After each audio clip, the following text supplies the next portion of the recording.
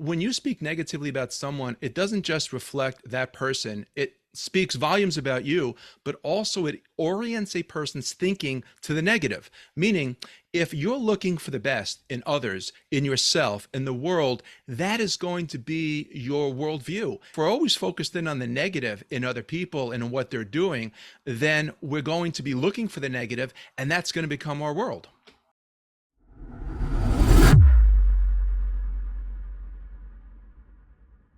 David, it's great to have you here on the Learning Leader Show. Welcome. Thank you so much, Ryan. Pleasure. Ralph Waldo Emerson, he wrote, "People do not seem to realize that their opinion of the world is also a confession of character. A person looks at the world as a reflection of themselves." And you've written about this in your books. I found it interesting and true and fascinating. What is it about that statement that rings so true with human behavior? It's a great question. So we all have, as you know, our own biases and our own filters, and people don't see what is. We very often see what we need to see in order to complete our personal narrative. So, if a person needs to see the world as, corrupt and awful and awful, that's because of their own stuff. And very often, how somebody sees the world is a great reflection of how sometimes they see themselves. But then you dig deeper and we realize you can ask the question is, why do they need to see the world this way? Why? What is it about their own narrative, needs to be congruent with this worldview? Where does this fascination with human behavior, I mean, you're a psychotherapist, an author of tons of books, New York Times bestsellers, you're working with people, some of the highest level of government workers, companies, leaders from all over the world, because you've become really renowned when it comes to understanding human behavior. Where does this come from? Is it from something your upbringing, or did you develop a curiosity from meeting interesting people? I'm curious. I've always been fascinated by human nature. I remember, actually Dax Shepard, who has a podcast, that asked me the same question. I didn't have a good answer for him, and I need to come up with one. He wasn't satisfied with that I've just always had a fascination with people understanding human nature. I've had a typical upbringing, no skeletons in the closet to speak of.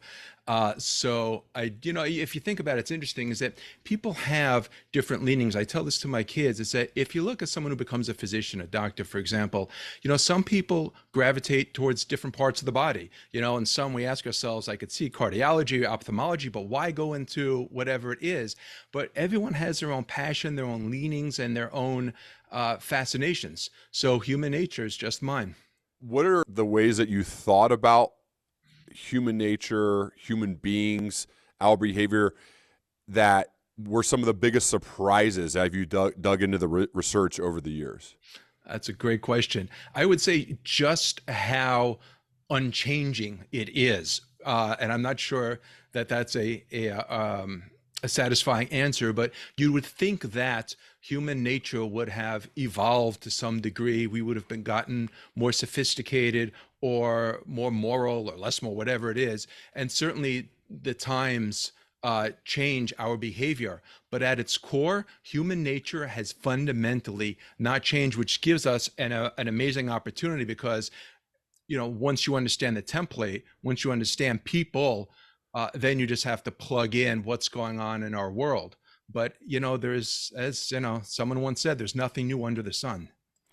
Well, I think one of the natural questions someone who follows your work would ask, especially when they see the books, when one of them's called Never Be Lied to Again, or Get Anyone to Do Anything, Make Peace with Anyone, right? If God were your therapist, you can read anyone, which is interesting. One of the natural questions I would think is, David, how do you know when someone's pulling one over on you? How do you know when someone's lying directly to your face? Like, what are some of the tells? What are some of the behaviors, the actions of somebody who's lying directly to you? Right. So one of the advantages that we have is that, as you know from my books, that they're not one-trick ponies. Very often we rely a lot on body language, and body language has always been popular, in part because there is some truth to it, but in part it gives us a degree of confidence, a degree of security, knowing that we could sum someone up, and if their arms are crossed, they must be defensive. If they scratch their nose, they must be lying. If they look away, they must feel guilty. But the truth is, reliance on those sort of outdated signs are going to give us a lot of false reads, for a couple of reasons. One is we're talking about them. We know them. A sophisticated liar is going to avoid doing those things to give himself away.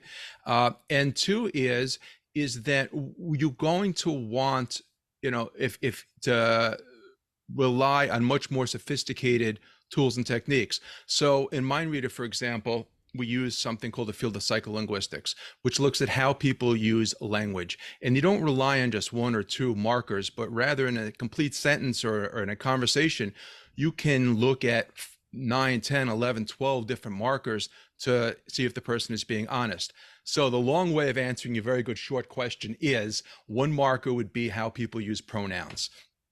For example, the research shows that when a person believes in what they're saying, they're more likely to take I ownership of it and put the pronoun I, me, my in the sentence. So for example, if I were to say, hey, Ryan, I like your tie, or I like your presentation, that's a little different from me saying, Ryan, nice presentation, or it looks like you put a lot of work into it. When I take the linguistic I out of the equation, there's a greater likelihood, obviously not far from conclusive, a greater likelihood I may not believe in what it is I'm saying as much as if I took ownership of what it was I'm saying by including myself in the sentence. When you're working with leaders, I would imagine that this language and usage is big. One of my pet peeves when I've been in rooms with other fellow managers or leaders is when they'll say something like, I told them what to do, they're not doing it, as opposed to a good leader who takes ownership, we. And I would say that at times, and sometimes those rooms would get a little contentious. What are you talking about? They're not doing it, and you said what to do. It's we, like we are together. And so occasionally too, you'll have a boss who will say, hey man, you need to figure this out, as opposed to, I think, a great boss who would say, hey man, we're going to figure this out. We're going to get this done. So from a leadership perspective, maybe people don't even realize they're doing this, David. So let's make this an educational, like useful takeaway to implement immediately when it comes to language, specifically when it comes to leading a team and people individually too. Right. So yeah, the language is more than just a reflection. It cultivates that type of atmosphere. And just as you noted, it's a turnoff. It's a visceral turnoff when somebody says, I told you. As a matter of fact, in any sort of conversation, I remind people that as soon as you use the word you, it's natural for the other person to get defensive. So you make what's called I or me statements, meaning I'm having a hard time with this, rather than you made a mistake, because as long as I'm taking ownership of my feelings and my thoughts and not blaming you, you're not going to get defensive, and it's going to be a much more productive conversation. But as soon as I say you did X, Y, Z, unless you're in an extraordinarily good space and emotionally solvent, you're going to get defensive if in fact you feel guilty, you feel bad, whether you did it or didn't do it. It's our inclination vis-a-vis the ego to get defensive. So certainly the language, again, doesn't just reflect how a person sees the situation, but will cultivate a response commensurate with the language that's used. Yeah. So what are some like initial immediate takeaways, some action someone could take to, because I do think some people do this without even realizing it. This is just how they naturally talk, and they don't hear themselves or hear it comes across, and people, if they don't have someone giving them feedback, then they just keep doing it. What are some actionable things people would do right now? Right. Well, that's just it. Insofar as they don't realize they're doing it, which is great for us insofar as it's a window into their personality, which is why the field of psycholinguistics is so effective, because we're not monitoring these types of things. And ultimately, what a person can and should do is to establish that connection. And that is empathy and validation, meaning people don't care what you know till they know that you care. It's a familiar aphorism. So if I'm going to give you rebuke, I first have to empathize with your situation and understand where you're coming from, validate your experience. For example, let's say you were supposed to finish an assignment, which you didn't do. I can come in and say, how come you didn't do the assignment? Or I could say, look, Ryan, you're an amazing employee. I know you work really hard here. You've been overworked and you do a great job.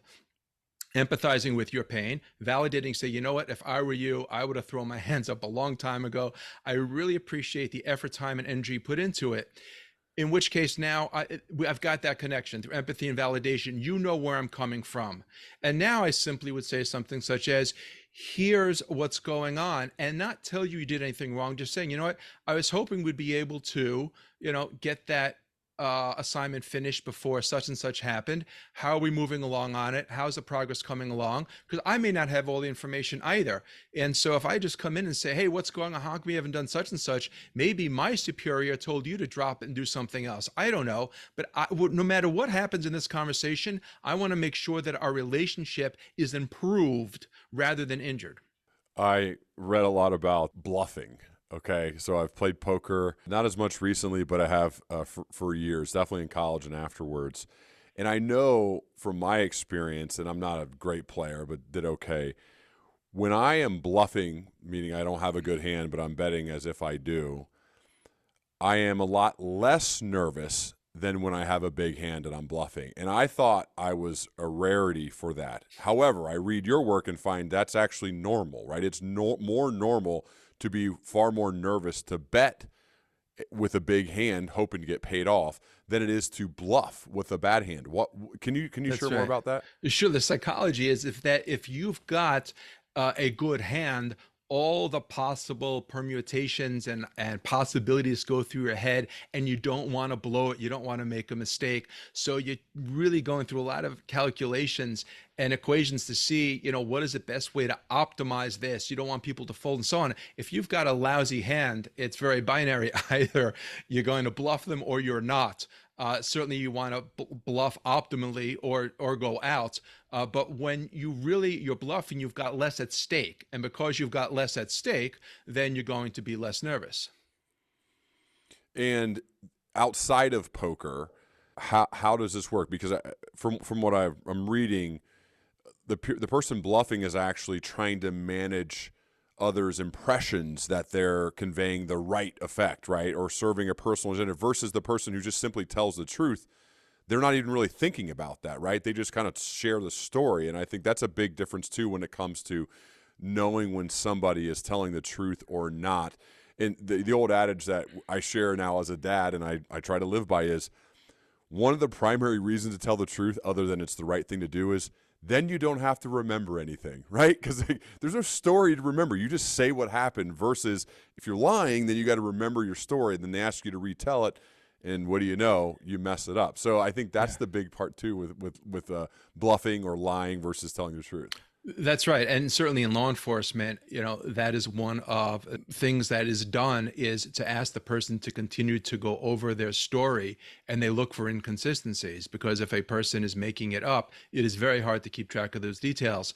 And going back to bluffing, one of the examples I give is that, when you've got a really good hand and it comes time to bet, are you going to put the money in quickly, or are you going to deliberate a little bit and maybe give the impression that you don't have a good hand?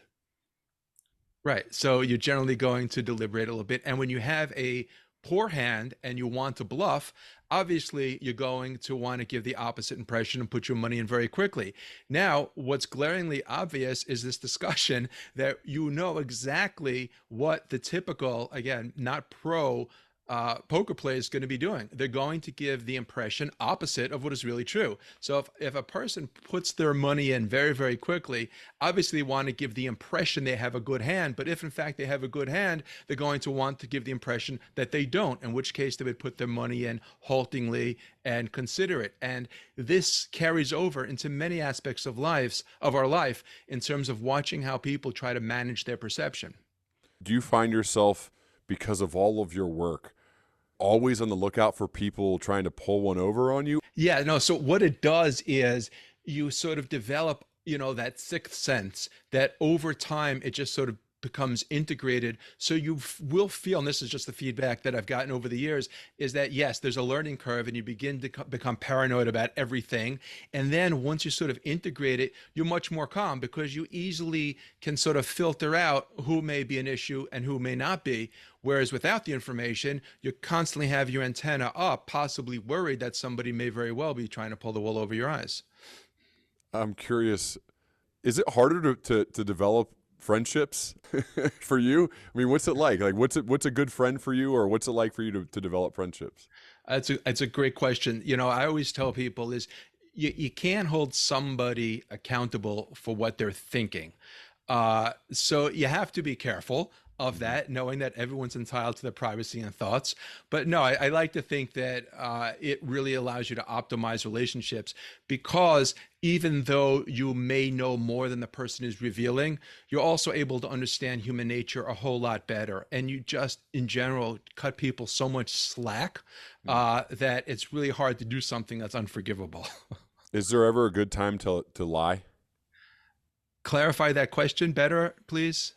There are some people who say, well, you don't want to be brutally honest. If you're Ah, brutally honest all of the time, yeah, it could hurt people's feelings. of course. So I'm curious, like, how you view that spectrum. No, I mean, as a married person and yourself, you recognize there are times for social norms which dictate us to, massage the truth, as it were. And anyone that tells, the unvarnished truth at the expense of people's feelings is not being smart at all. Being honest is important, and it's an incredibly necessary value. But bringing peace to the relationship and doing what's smart is going to override that. So if you're going to hurt somebody's feelings or embarrass them unnecessarily, or maybe, risk exposing, something about yourself that you don't necessarily want to reveal, that the person is not entitled to know. Certainly there are reasons to have, lies of omission and lies of commission, meaning you're perfectly entitled to leave information out that might offend somebody unnecessarily. When your wife is trying on a pair of pants and you don't think they look good, what do you say? Well, if my wife is listening to this, anything she tries on, she looks great in. Okay, Are so we lying now? What are we doing? you got to work with me here, Ryan. Come on. I have a rebuttal to this. I'm curious. I wanted to Okay. see what you said first. Go ahead. Fine. I remember some comedian once said, he goes, my wife asks me if, these pants make her look fat. I said, no, the 3 Big Macs do, but not the pants. No, look, if I believe my wife is asking for my genuine input, then I would let her know that maybe another outfit might be more flattering on her. But again, you have to know the person, you have to know the dynamics. Sometimes you can have a great relationship with somebody, but they're not in the space to necessarily hear the truth. So be smart. I mean, sometimes, we want to have an open, honest conversation, but yourself, when you're just in that constricted consciousness, that space, you don't always want to hear an unvarnished truth. You want somebody maybe to say something that, again, as you said before, allows for that connection, that empathy, validation. And then later on, you can revisit it. The timing of, what we say is as critical as what it is that we say. Yeah, I'm with you. I mean, I was joking around, but I do think it's important if you have a partner who actually wants your honesty when they ask that question, which I happen to have one. But I don't just I try to be kind with the feedback by saying, I think the other boots or the other pants look better. I think I like the other ones better. Something along those lines. And then she knows, because if you say everything, oh no, you look great, you always look great. Well, then she doesn't know, like, well, do I? Because you always say that. And I think it's like with a lot of things, there is critical feedback that is needed to be given sometimes in order to have credibility for when you actually do really like the thing. And I think that's important to establish. For sure. And also, you want to be smart and know that sometimes, it sounds like somebody's asking for opinion when really they're just asking for confirmation that they made a right choice. So the person asks you your opinion before they buy something, you can assume that they want genuine feedback. If they've already bought it, obviously they want to feel good about the purchase and not made to feel foolish, in which case, you'd moderate your response. I saw you wrote about sociopaths and psychopaths. Yeah. Now, you know this stuff way better than me. You hear all these words: narcissist, sociopath, psychopath. A lot of people just kind of bunch them all together. Yeah. And all of us in the world have had to deal with these types of people, some more than others. How do you differentiate between a psychopath and a sociopath and a narcissist, and what are some signs of each of them? Good, very good. So you can go nuts. You can, turn into one of them just from trying to get clarity. Certainly by asking Siri, and everyone's got their own, formulation. But just to give you a broad perspective, there are different personality disorders. One of them is narcissistic personality disorder. All personality disorders, and there's four now, they all have one thing in common. They all seek connection, and we're wired for connection.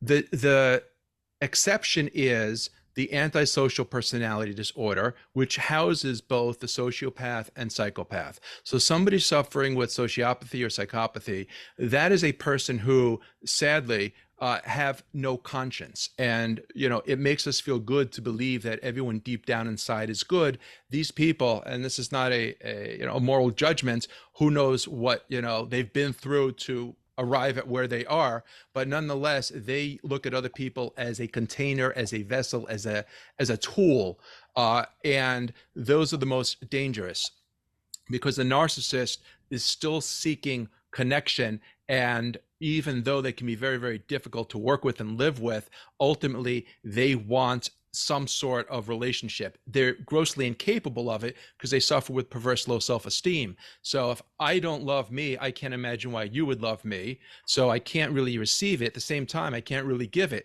So I'm sort of cutting myself off, even though I desperately want a relationship.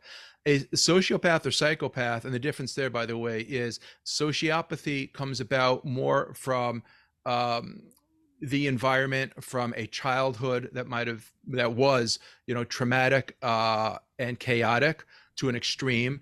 And while someone who suffers with psychopathy, a psychopath, generally is understood to be the wiring is off, meaning even if they came into the most loving, beautiful, calm home, the trajectory for their mental health is going to follow that path.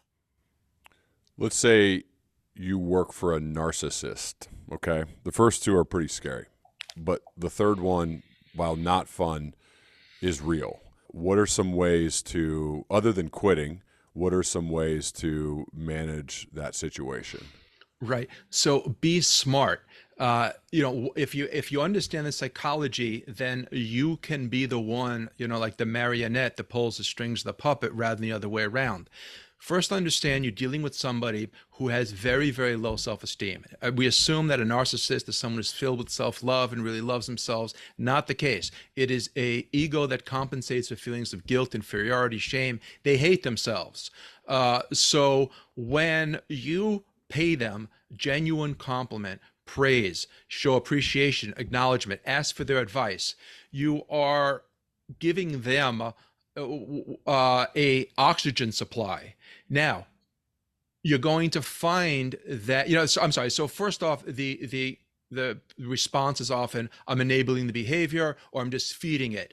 You can either starve the monster or you can feed the monster. If you feed the monster, he's not going to bite your arm. If you starve him, he will. He's not going to wake up and smell the coffee merely because you're withholding adulation and praise and all of that. And it's our temptation to, because we want to, sort of introduce them to reality. It doesn't work. If they're a genuine narcissist, you want to allow for them to see you as a conduit to feeling good, which why, again, genuine praise, compliment, adulation, ask for their advice, their opinion, become somebody who feeds them, makes them feel good, and they will be much less likely to turn on you. That's just, the basics. While not an ideal situation, not everyone, but a lot of people will find themselves every once in a while, if you've had a long enough career, in that situation. And I found too, giving them credit, even when they don't deserve it, is useful. You do all the work, your team does all the work, and you just give them 100% of the credit. Now, these are all short-term things. That's also true, right? They need constant fuel. They need constant adulation because it goes away so fast. That fuel burns quick. Yeah. But I found that's another useful one, is just to give them all of the credit all the time. For sure. And you're right. It's a cup without a bottom. But, giving them credit, it is to our benefit, because the truth is most people know the score, they know the story, and all it does is show you in the optimum light. And in general, by the way, when you don't, as you know, when you don't care who gets the credit, you accomplish a lot more and people work a lot harder. And we tend to, in terms of leadership, we admire the person who gives other people the credit. So we think that, we're not going to be seen in an optimum light because somebody else is getting the credit. When you give credit to someone else, just think about the mechanics. If I'm giving you credit, that means it's mine to give. Right? Yeah. I own it. Now I'm giving it to you, in which case I am the ultimate owner of that credit. I don't necessarily love all that, by the way. Like, that feels a little shady that I just said that as I was rethinking it. But I've done it. I mean, I've done it. I don't because in a way it's lying. Like, in a way it's lying. This person didn't do anything. In fact, they actually, there's every once in a while you play for a coach and you win despite the coach, not right. because of them. and giving them credit feels like it's not necessarily telling the truth. But we've been there, and they're battles. Like, they're kind of daily battles, and you try to win for the day so that you're not just depressed or in a really bad place. So I think sometimes you got to do what you got to do just to kind of get by and hope that it's just a temporary situation. That's right. It's a strategy, right? In other words, this is part of your game plan, because at the end of the day, it makes your job in life easier. Right. And you also know, like, I think anytime you run into one of the situations is being curious instead of judgmental, meaning wonder why they got that way, and what can I learn from this situation?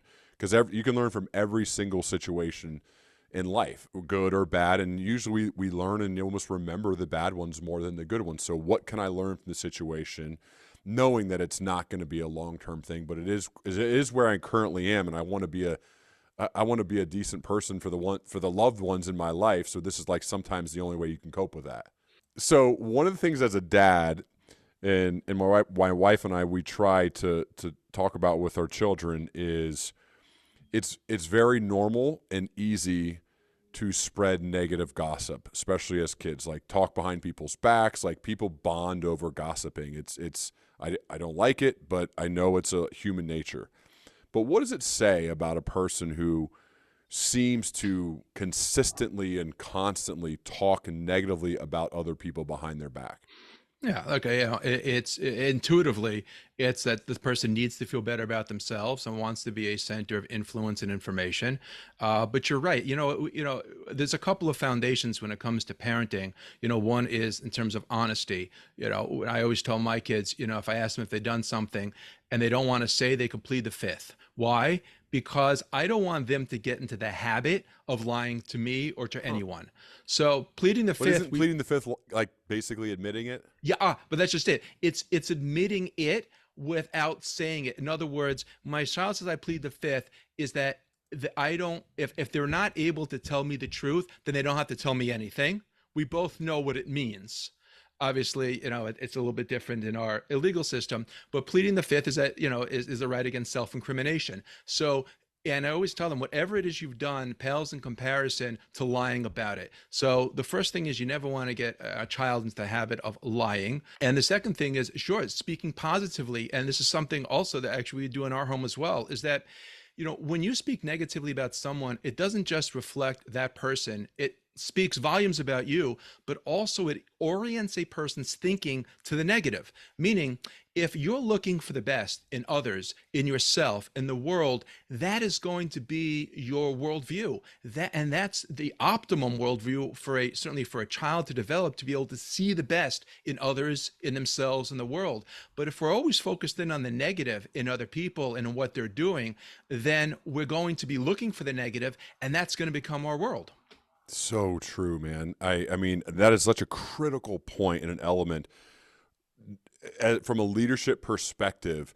Every once in a while, the boss who talks bad about other people that report to them, I'm like, I report to you. And you're talking Right. bad about them right now to me like we're buddies? No, we're not buddies. You're doing the same thing.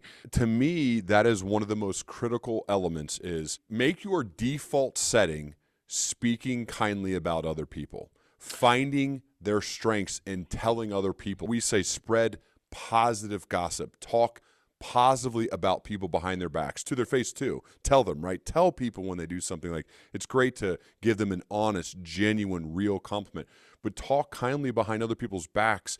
It's amazing the type of conversation you have. Like, you ever wander in, I'm sure you have this, David, where you wander in at a party or something and you're kind of on the back end and they're talking bad about people. Yeah. Right. And they're like having a contest of who could have the worst story about somebody, versus you wander into another little group and they're talking great about people. I mean, where do you want to hang out? Like, where do you want to be? Where do you want to spend your time? It's so much more enjoyable to be around those who look and celebrate all the greatness of other people. That's partially why I love doing this show, because I get lots of opportunities to do it.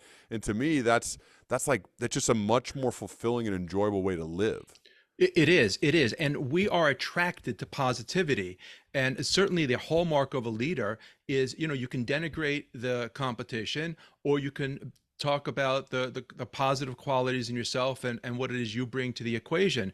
End of the day is we are drawn to positivity because that reflects a humility. And, when you talk negatively about others, it reflects an arrogance and an ego, which repels us. So when a person is positive, we are attracted to them, and it allows for that atmosphere just to be more positive. But make no mistake, the boss that is critical of everyone and everything is going to create a culture that is critical of everyone and everything. Why do you think it is? It's become almost normalized to speak negatively behind other people's backs. I think in part because, we have a culture of extremism, meaning that, in order to feel like our voice is being heard, we have to harden the lines around us, and we have to be, much more to the extreme. And, in the old days, go back to politics, it was okay for two people to see things differently with different perspectives. Today, it's not just that you're wrong, but you're bad for thinking the way that you do. I put a moral stamp. Forget about the fact that we see things differently. You're wrong, I'm right. And you're a bad person for thinking that way. And so, as we become less emotionally healthy, and I think that the statistics bear that out, we need to be more critical and more judgmental and more condemning, because what it does is it helps to fortify our own identity and our sense of self.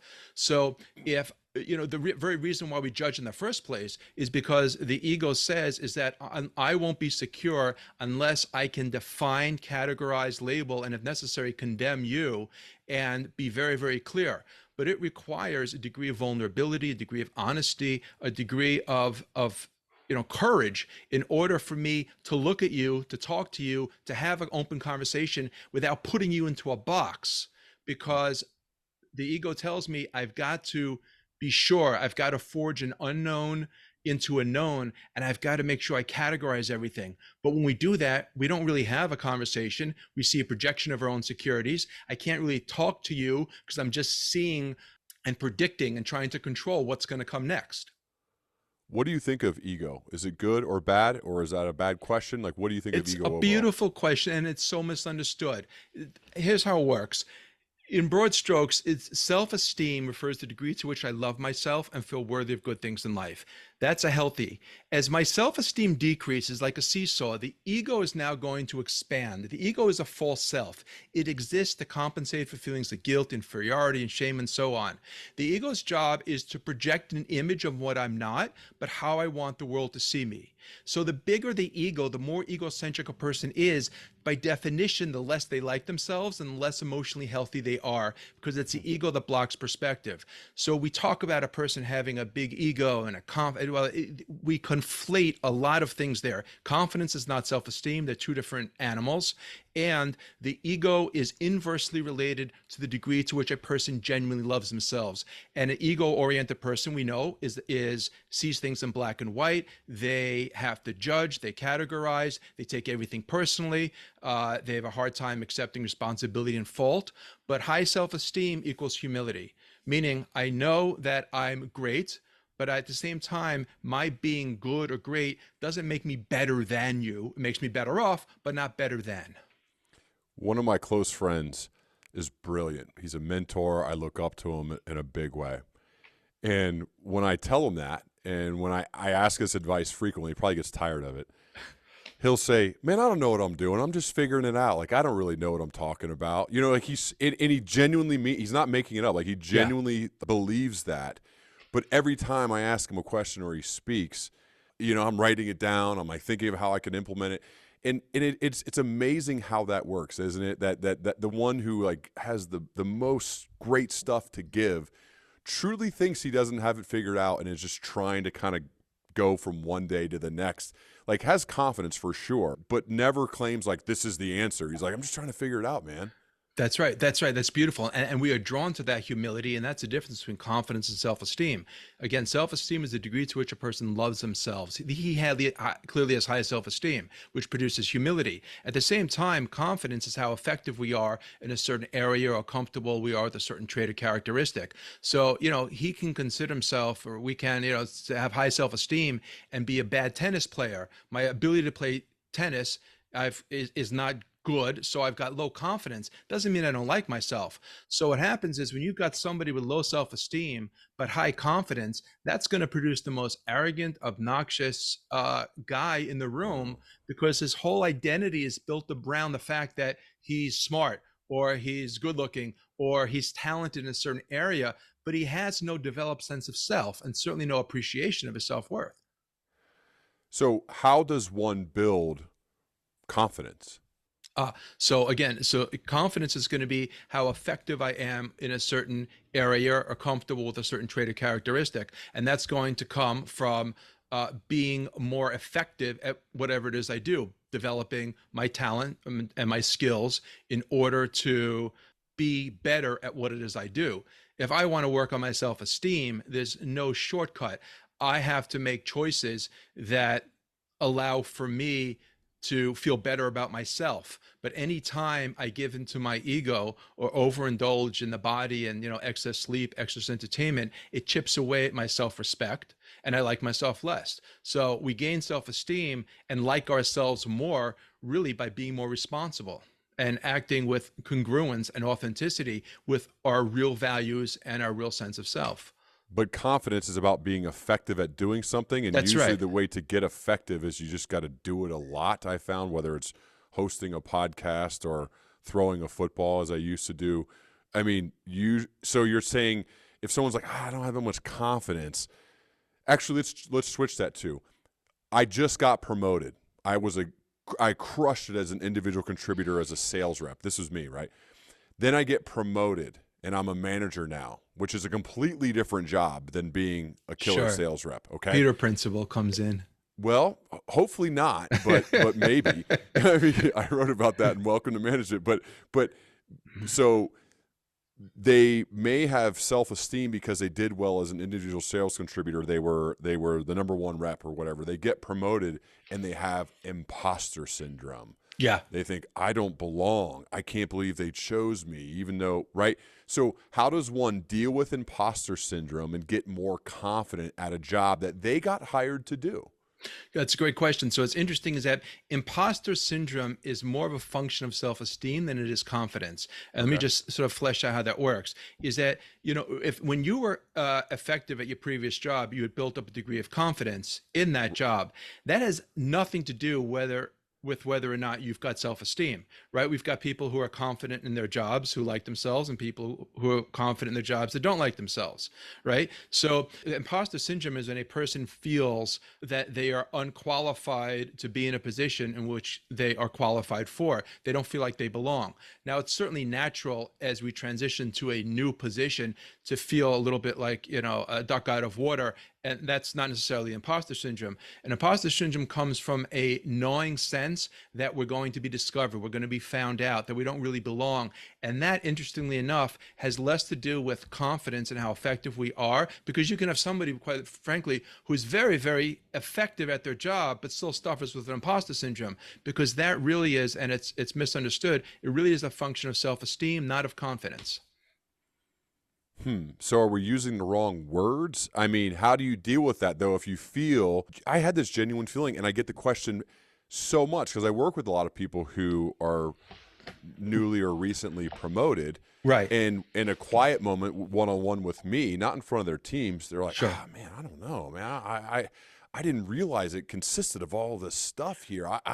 I don't know. I don't know if they made the right choice. They're doubting themselves, right? They still crushed it in their last job. They're Yeah. still a good person. They're working really hard, but they have doubts. Again, right, good. So those are normal and natural. That's not going to qualify as imposter syndrome. If you're Okay. coming into a job and you're still learning, there's a learning curve to any job, and you feel insecure about the job, and you feel like maybe the youngest guy promoted, or you don't have the experience. That's normal and natural, because there are things to ping it to. In other words, there's a very legitimate reason why you not feeling so confident is because it's day one on the job. You don't have a fraction of the information, what's going on. And imposter syndrome, which is, by the way, you can have people who enter that same equation and they're full of bravado and they don't suffer with imposter syndrome, because it's got nothing to do with how effective we are. In much the same way, you can have somebody that's been in a job for a long time. They are incredibly effective and they suffer with imposter syndrome, because it goes to, again, their overall feeling of self-worth, whether or not they feel worthy of being in this position. It's got nothing to do with their competence. We call it imposter syndrome. It's natural to assume we mean the degree of competence, but that's not what is at the core of it at all. I think that's a big one. It's almost a red flag, though, if somebody doesn't have some doubts, don't you think? Like, what I would think it was a red flag, because that shows like a lack of humility. I mean, it's something new.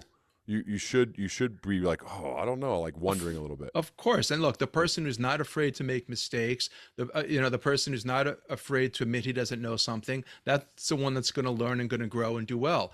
But if you come in there overly confident or insecure, unable to ask questions, unable to admit any faults or deficiencies, you're going to obviously have a big problem, because learning is going to require that risk of vulnerability, of being less than perfect, seeing yourself as less than perfect, and other people seeing you as less than perfect. And if you can't do that because of the ego, right, then you're not going to grow in the job, and you're certainly not going to be effective.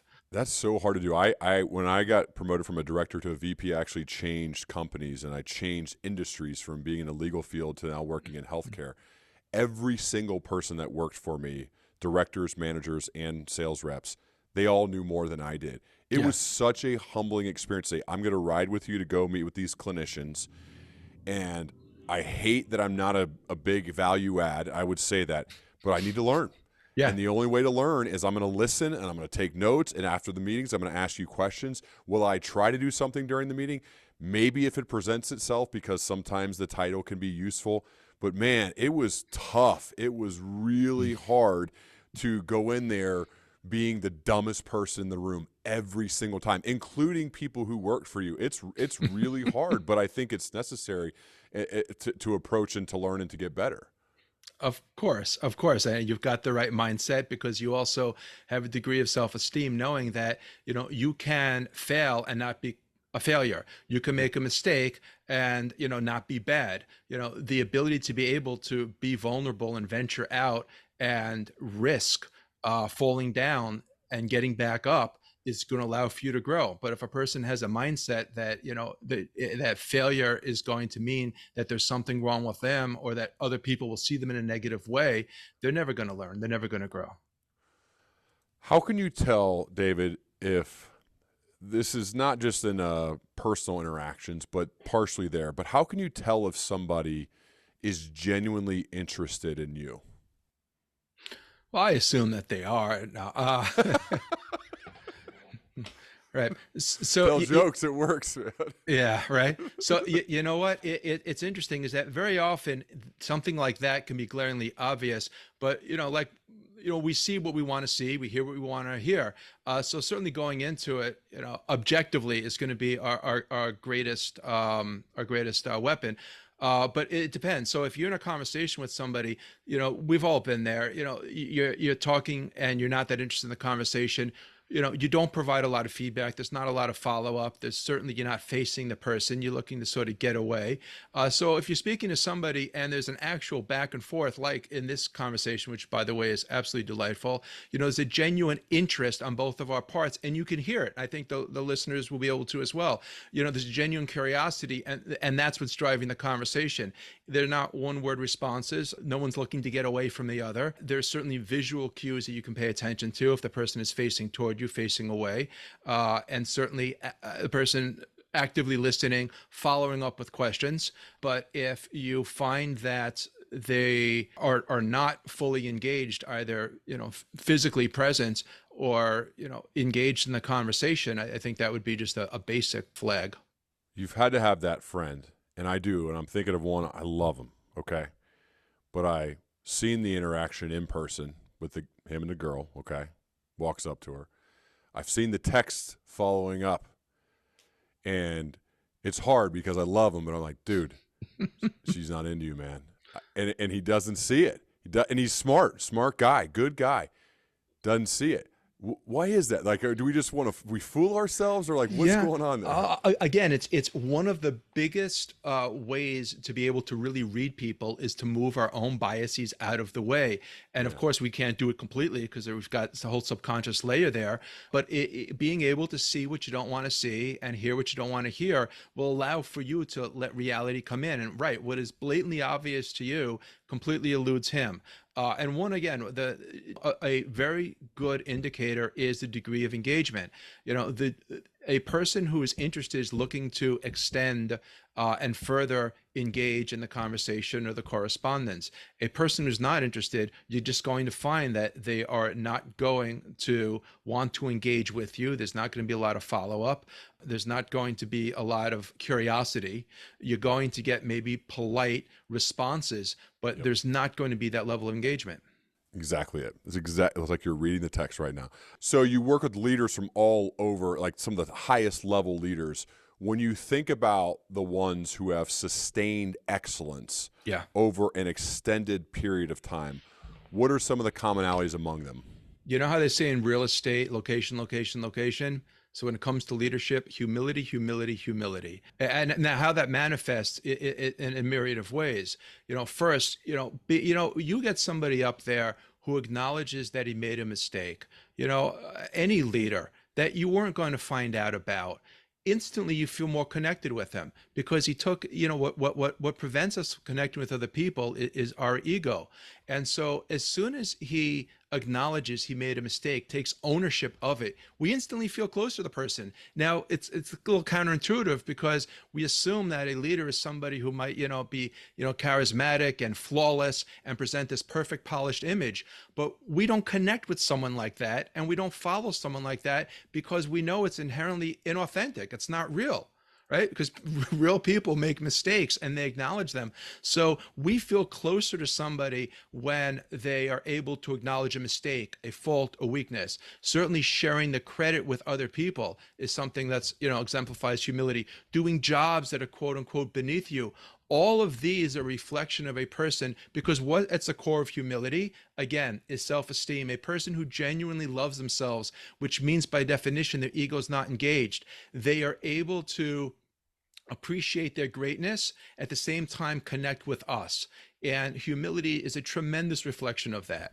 I agree. With that said, when you're working in the CIA, the FBI, when you're working with Fortune 100 CEOs, is that common? Do you see that a lot? See, what's so beautiful is you just said, I agree with that. And with that said, you didn't say, but. You didn't say, you see, that is a very, I don't know if you did, I know you didn't do it purposefully with forethought, but you can tell a lot about your nature. It's not necessarily to be confrontational. It's to connect. It's, you were looking to acknowledge what I said, and then really challenge me on it in the nicest possible way. Well, first of all, I hope if you were deciphering how I'm using language throughout, I would love a recap afterwards, or we keep it recording just to hear. I didn't think that through at all. I just I know. said it No, to I you. know that. I know. And I think part of it is conversations are more interesting when you don't just agree all the time. And I'm not purposely trying to make it more interesting. I'm following my genuine curiosity. And so by the way I framed that question was, I may have some doubts. I may have doubts, like how common is it to see the head of this organization, the head of that company, for a person who has, as you say, humility, humility, humility, to rise up and get promoted 7 times if they started as an entry-level person. How common is that? Because I'm also thinking about that person who is a frontline manager who had just been promoted for the first time that wants to be the CEO, and they say, well, David said humility, humility, humility. And in my experience, I love that. I try to be that, but it's not always the case for the people who are at that C-suite level. True, excellent, and yes, I know your questions are driven by natural curiosity, but you're right. That doesn't mean that arrogant, obnoxious people who are very, very talented and skilled aren't going to push themselves to the top. That's not a contradiction. But if you're asking me, look, let's flesh this out. Maybe I've got it wrong. But if the opposite of humility is arrogance, right? And you've got 2 people working for you, one who is humble and one who is arrogant. Who just obviously are you going to want to work with? Are you going to want to promote? Who's got the best people skills, the best social and soft skills? It's going to be the humble person, because the arrogant person, again, can't be wrong. They never admit mistakes. They are know-it-all. They take credit for everything. So by definition, we already know that the humble person is we're going to like more, and we're going to get along with them better, which the research shows they're going to be much more effective in their position. Humility doesn't mean that we talk about every fault and failure and insecurity that we have. That's not what it means. It does mean that we are able to recognize a weakness in ourselves, and when necessary, we can illuminate it for other people. That draws us closer to that person. You go back to Robert Kennedy, the Bay of Pigs fiasco, and some people may be a little bit young to remember that, but why did his popularity go up afterwards was because he had made a mistake. And anytime, if you think about on the world stage, people who make a mistake and they acknowledge it, we're like, wow, there's somebody who takes responsibility. And ultimately, do you want to follow somebody who takes responsibility, or somebody who refuses to accept any responsibility and accountability, right? I mean, whether it's the president of the United States, whether it's a leader of a corporation, whether it's a guy behind the counter, whoever says, who do you want to work for more, by the way, and who do you want working for you? The person that says, I'm sorry, I made a mistake on your order. I just wasn't thinking, I apologize. Or, you know what? He messed me up. I mean, it's a no-brainer. Did you, by chance, I don't know if you watched the Super Bowl, the defensive back for the Philadelphia Eagles who got called for the holding penalty on the last play that kind of essentially set up the Chiefs to win the game? And the fans were going crazy. It's rigged. It's a script. Like all these stupid, crazy. I get it. What fan stands for fanatics, so people want to believe like all this stuff that their team should have won. But regardless, they asked the guy after the game, is it Bradford? I hate that I forget his name, but it starts with that. And he said, yeah, I grabbed him. Wow. Yeah. He said, I did it. He goes, I was hoping they wouldn't call it, but I grabbed him. He fully, like, without even think, it was right after the game, so it was still emotions are high. Yeah. And he said, yeah, I did it. And I thought, I want to sign that guy. I want him to play on my team. He didn't say, oh, the ref shouldn't have called it, man. He wasn't, because the facts were they hadn't called a defensive holding penalty the entire game. So obviously guys were holding and they weren't calling it. But in this particular case, they did. And he said, yeah, I did it. And all it made me want to do, it's just right off the point of what you're saying, is it made me want to sign that guy to my team if I was a general manager, you know? Yeah, I agree entirely. And again, who do we want working for us? The same people we want leading us.